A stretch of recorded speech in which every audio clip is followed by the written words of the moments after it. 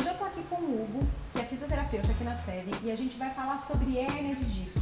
Então, se você tem hérnia de disco, se você conhece alguém que tem e tem dúvidas sobre o tipo de atividade, se pode ou não fazer, o que pode piorar, o que fazer para melhorar, ele está aqui, ele vai resumir um pouco sobre esse assunto para que você se intere um pouco mais e às vezes pare de achar que não pode fazer atividade física.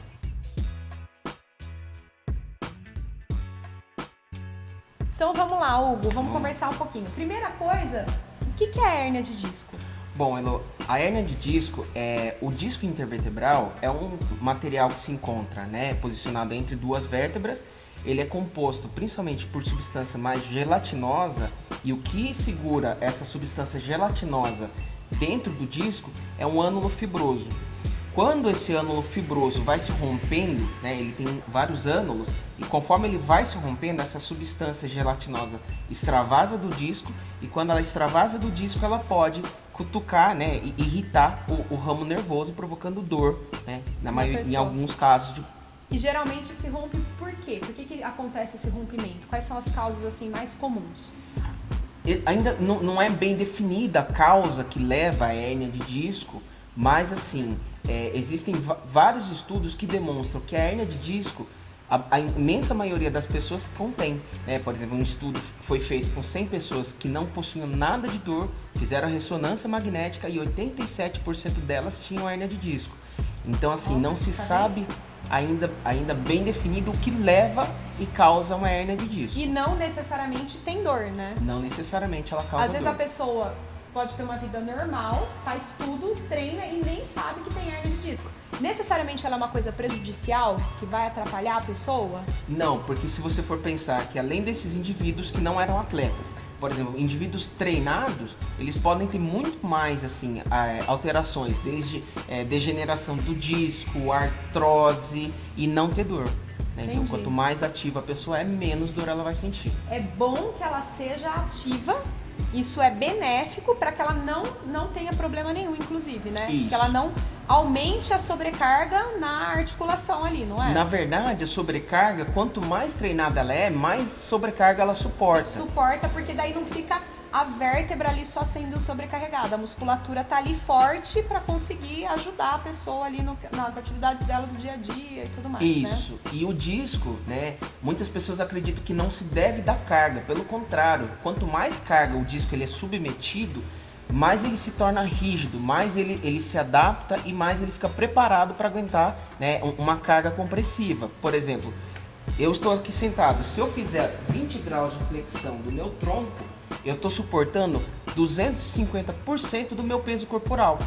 Então essa ideia assim que a pessoa tem, mas eu tenho hérnia, então eu não posso fazer atividade com impacto, eu não posso fazer agachamento, eu não posso fazer musculação, posso fazer treinamento funcional, treinamento convencional, eu tenho que fazer só exercício na água e pilates. O que você me fala sobre isso? É outra visão errada, assim, a pessoa tenta se poupar demais e quanto mais ela evita esses movimentos, mais limitação ela vai ter o dia que ela precisar de uma sobrecarga a mais. Às vezes qualquer coisa boba, pegar alguma coisa em casa. Exatamente. Não é? Coisas assim do dia a dia, né? Isso. Às vezes pode machucar. E aí como é que faz? Por exemplo, a pessoa tá num quadro de dor, né? Eu tô com dor e eu descobri que eu tenho hérnia. Que atividade ela pode fazer? O que é indicado que ela faça? O papel da fisioterapia, a princípio, é identificar qual movimento ela vai ter mais dor ou qual ela alivia a dor. Por exemplo, um paciente que chega com uma hérnia de disco e ele tem dor na flexão do tronco, na avaliação fisioterapêutica, eu oriento ele naquele momento reduzir os movimentos de flexão que causam e pioram a dor e tento orientar ele a fazer uma posição mais confortável. Se de repente uma posição contrária, uma posição de extensão é mais... alivia, né? Alivia, ou pelo contrário, ela tem mais assim, confiança de fazer extensão do que a flexão, eu oriento o paciente a tentar reproduzir mais vezes o movimento de extensão. Só por causa daquela dor. Mas a partir do momento que ela saiu, então aí beleza, então ela vai fazer a fisioterapia ou um treinamento mais leve. Ela saiu do quadro de dor. A gente pode afirmar que então ela não pode fazer mais exercício com impacto, ela não pode fazer agachamento, ela não pode colocar uma barra nas costas. Como que é isso? Não, pelo contrário. Se a pessoa ela tem dor na flexão, depois que ela controla a dor ou que ela não criou medo, né? A gente chama na fisioterapia kinesiofobia, que é a fobia, o medo de se movimentar. Né? É muito mais comum quem trava de dor na coluna travar indo pra frente. Assim, eu pessoalmente nunca vi alguém falando que foi pra trás e que travou. Que travou. Né? Então geralmente assim, é sempre pra frente, na flexão. Então quando a pessoa tem um episódio muito ruim naquela flexão, ela vai evitar. Tá com medo. Só que aí o papel da fisioterapia, inclusive do treinamento, ela sente dor nesse movimento. Eu tenho que tentar trazer até aqui para que ela não piore da dor. Entendi. Existe treino contraindicado para pessoas que têm, por exemplo, hérnia, problemas na coluna, assim, em geral relacionados à hérnia? Na verdade, não. Assim, existe até um estudo recente que demonstrou que quanto mais a pessoa é ativa, e principalmente corrida, que é uma ideia que todo mundo tem, a corrida tem impacto. O impacto Não vai faz piorar. exercício com impacto, só posso fazer na água, Exatamente, né? o impacto vai piorar a sua hérnia de disco. Pelo contrário, esse estudo demonstrou que pessoas ativas que corriam, o disco aumentou de tamanho, ele hidratava mais e ele suportava mais carga. Então, assim, quanto mais ativo e quanto mais forte é o indivíduo, mais preparado ele fica. Entendi. Tem alguma pergunta assim comum, alguma coisa que as pessoas sempre perguntam pra você, que você fala, não, isso aí não é verdade, que a gente não falou aqui, o que você me diz? Existe, por exemplo, tem pessoas que falam assim, eu tenho hérnia, eu tenho 3 hérnias, eu tenho uma hérnia faz 30 anos. Como se fosse uma coisa super limitante, né? E uma coisa que a população hoje ainda falta um pouco de acesso a essa informação. A hérnia, 60% delas são absorvidas pelo corpo. Então a pessoa que tem uma hérnia hoje, ela pode não ter. E quanto maior é a hérnia, maior a chance de absorção. Né? Assim, uma hérnia com 70% da substância para fora é muito alta a chance de reabsorção. É que às vezes a informação é mal passada e daí ela fala, nossa, mas meu médico falou que minha hérnia tá enorme, eu tenho uma hérnia enorme. E às vezes que bom, né? Sim. Que bom, sim. né? Isso não vai te limitar tanto. Daqui a pouco pode ser que você não tenha, né? Exatamente. E essa falta de informação se deve principalmente às crenças que nós criamos, né? Na década de 80 não existia ressonância. Então, assim, as pessoas tinham dor e tinham hérnia. Só que quanto mais detalhado fica o exame, a ressonância, mais a gente descobre mais coisas. Mas quanto mais a gente descobre, não quer dizer que a gente tem mais dor. A gente está entendendo que a dor, ela tem vários aspectos por trás. A dor pode ser por questão emocional, a dor pode ser por qualidade de sono ruim, né? Vezes, isso é importante falar, frisar. Às vezes a pessoa tem uma dor tá crônica, não melhora, se ela melhorar a qualidade do sono dela, já vai melhorar. Às vezes ela fica tomando remédios anti-inflamatórios, que a gente sabe que o uso prolongado ele pode causar diversos problemas, quando a única questão era só melhorar a qualidade de sono, né? Exatamente.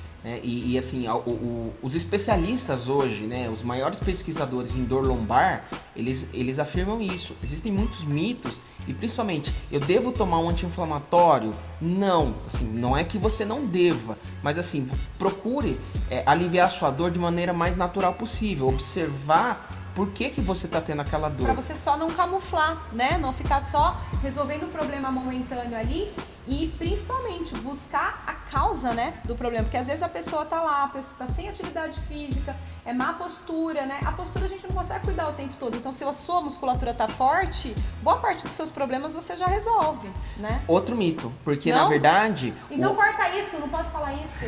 Conta isso pra mim. Porque, na verdade, a postura não influencia na dor. Quanto mais assim... Mas a pessoa não pode ter problema por causa da má postura? Então, mas é a postura prolongada e não uma postura. Não, mas uma postura prolongada. Pensando, por exemplo, uma pessoa que fica sempre no computador, assim. Se ela treinar, fazer atividade física, não pode melhorar? Meio assim, controverso. Porque, mesmo? Porque, por exemplo, eu morei no Japão por 3 meses, né? E eu olhava aquelas senhorinhas que colhiam arroz no arrozal, elas são extremamente corcundas, extremamente ativas, né? Elas passam Elas horas já e eram- horas e tudo bem. corcundas, e tudo bem, não tem dor, tem uma boa qualidade de vida, porque se alimenta bem, é ativa. Então pode ser que você fique Então- corcunda a vida inteira e não tenha dor. Não sei nem se precisa cortar isso aí, porque eu achei que... Ó, tirou minha dúvida também. Uhum. Ah, depois você vê como vocês fazem, né? Então, para finalizar agora, o Hugo vai falar o que é necessário, assim, para que a pessoa não sinta dor, o que você dá de dica para as pessoas que têm hérnia de disco e que querem melhorar a qualidade de vida. Hoje a fisioterapia orienta muito isso. Num quadro agudo de hérnia de disco, né, a hérnia de disco nem sempre a gente sabe se é ela que está causando a dor ou não.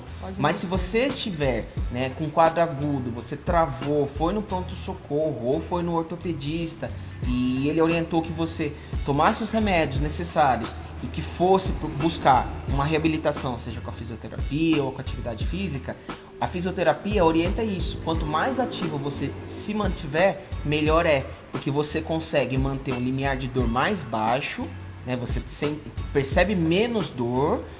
Além disso, seu corpo se recupera muito mais rápido e você mantém uma qualidade de vida.